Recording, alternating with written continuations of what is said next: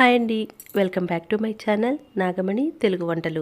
ఈరోజు మన ఛానల్లో ఉసిరికాయ పచ్చడి ఎలా తయారు చేసుకోవాలో చూద్దామండి.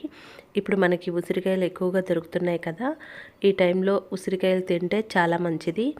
అందుకని చెప్పి మనం ఉసిరికాయ పచ్చడి ఎలా తయారు చేసుకోవాలో టేస్టీగా ఈజీగా అనేది ఈ వీడియోలో చూద్దామండి. ఫస్ట్ టైం పెట్టేవాళ్ళు కూడా ఈజీగా పెట్టేసుకోవచ్చండి. ఉసిరికాయ మనకి ఏ విధంగా తీసుకున్నా కూడా ఆరోగ్యానికి చాలా మంచిది. ఈ ఉసిరికాయ పచ్చడి పెట్టుకోవడానికి నేను 1/2 కేజీ ఉసిరికాయలు తీసుకున్నాను, అంటే 500 గ్రాములు. ఈ 1/2 కేజీ ఉసిరికాయలని శుభ్రంగా కడిగి తడి అనేది లేకుండా మనం పొడి క్లాత్తో తుడుచుకొని పెట్టుకోవాలి. ఈ విధంగా క్లీన్ చేసి పెట్టుకున్న తర్వాత స్టవ్ మీద ఒక గిన్నె పెట్టుకొని 1 స్పూన్ ఆవాలు, 1 స్పూన్ మెంతులు వేసి వేయించుకోవాలి. మరీ ఎక్కువగా కాకుండా కొంచెం ఇలా కలర్ వచ్చే వరకు వేయించుకుంటే సరిపోతుంది. మన ఆవాలు అనేవి చిటపటలాడితే సరిపోతుంది. ఈ విధంగా వేయించుకొని ఇవి పక్కన పెట్టుకోవాలి. చల్లారిన తర్వాత మనం వీటిని పౌడర్ చేసుకోవాలి.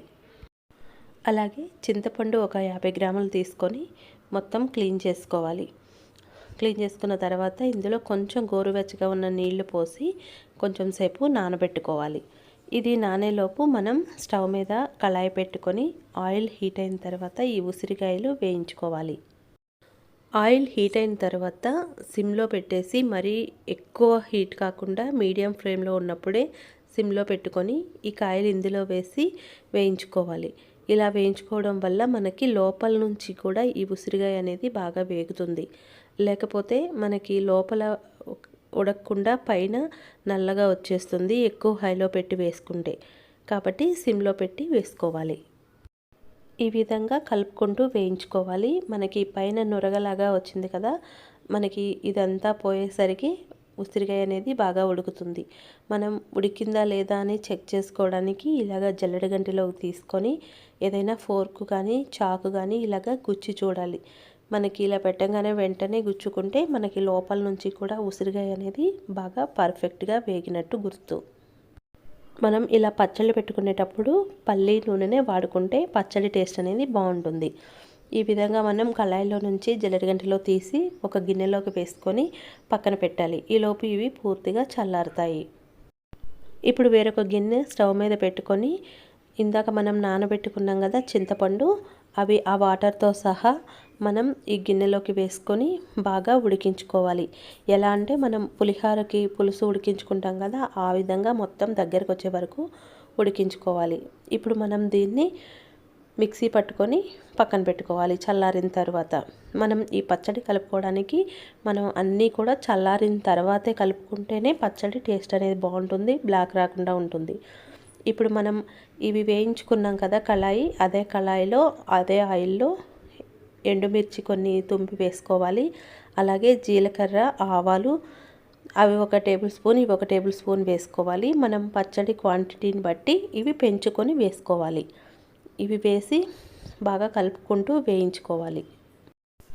ఇవి బాగా వేగిన తర్వాత మనం చింతపండు మిక్సీ పట్టుకొని పక్కన పెట్టుకున్నాం కదా, ఆ మిశ్రమాన్ని కూడా తీసి ఇందులో వేసి కలుపుకోవాలి. ఇప్పుడు మనం ఉడికించుకున్న చింతపండే కదా, మళ్ళీ ఇలాగా తాలింపులో వేసి ఉడికించుకుంటే పచ్చడి టేస్ట్ అనేది చాలా బాగుంటుంది. ఈ విధంగా వేసుకొని మొత్తం కలుపుకుంటూ వేయించుకోవాలి.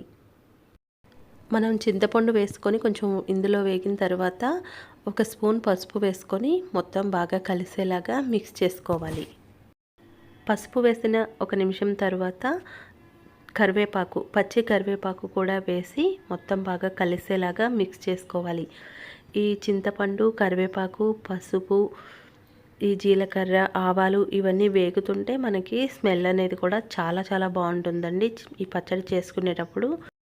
అలాగే 2 వెల్లుల్లి పెద్దవి తీసుకొని అవి ఇలాగా రెబ్బలుగా తీసుకొని పక్కన పెట్టుకొని ఉంచుకోవాలి. మనం ఇంకొంచెం సేపట్లో దించుతామనగా ఇవి వేసి ఒకసారి మొత్తం బాగా కలుపుకోవాలి. ఇప్పుడు స్టవ్ ఆఫ్ చేసి పక్కన పెట్టుకొని ఇప్పుడు మనం ఈ ఉసిరికాయలు ఉన్నాయి కదా, ఈలోపు ఇవి బాగా చల్లారిపోయాయి. చూసారు కదా, బాగా ఉడికిపోయాయి.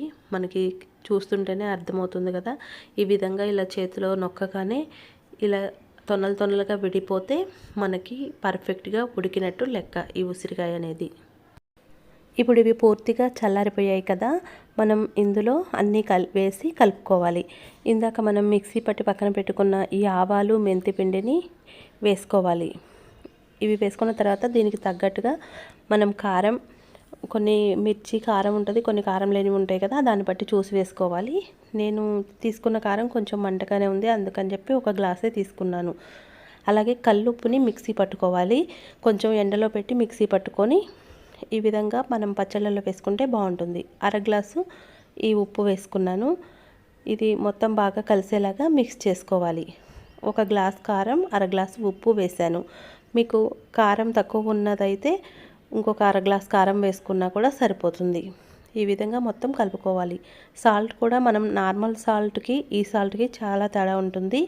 టేస్ట్ తేడా ఉంటుంది, మనం వేసే కొలతలోనూ తేడా ఉంటుంది.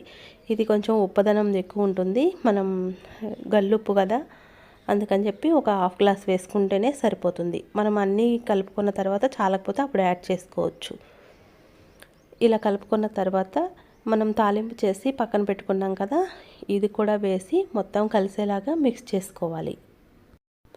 మనం ఇందులో వేసిన ఇంగ్రీడియంట్స్ అన్నీ బాగా కలిసేలాగా మనం పైకి కిందకి మొత్తం మిక్స్ అయ్యేలాగా చేసుకొని కలుపుకోవాలి. అప్పుడే మనకి ఈ చింతపండు గుజ్జు అనేది ఈ ఉప్పు కారం అన్నిటికీ పర్ఫెక్ట్గా పడుతుంది. మనం ఉప్పు అనేది మెత్తగా పట్టుకోవాలి.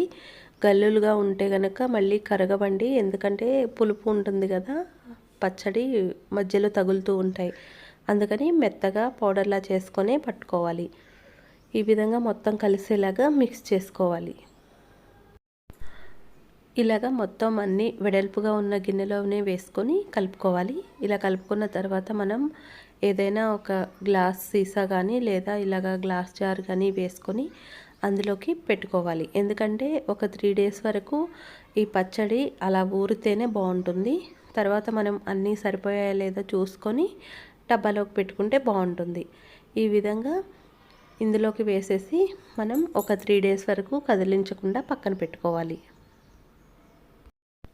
మనకి ఇందులో నూనె కూడా 3 రోజుల తర్వాత అర్థమవుతుంది. అప్పుడు కావాలి అంటే మనం వేడి చేసుకొని నూనెని చల్లారిన తర్వాత ఇందులో మిక్స్ చేసుకోవచ్చు. మనకి ఇప్పుడు 3 రోజులు అయ్యేసరికి దీంట్లో నూనె అంతా పైకి ఊరుతుంది.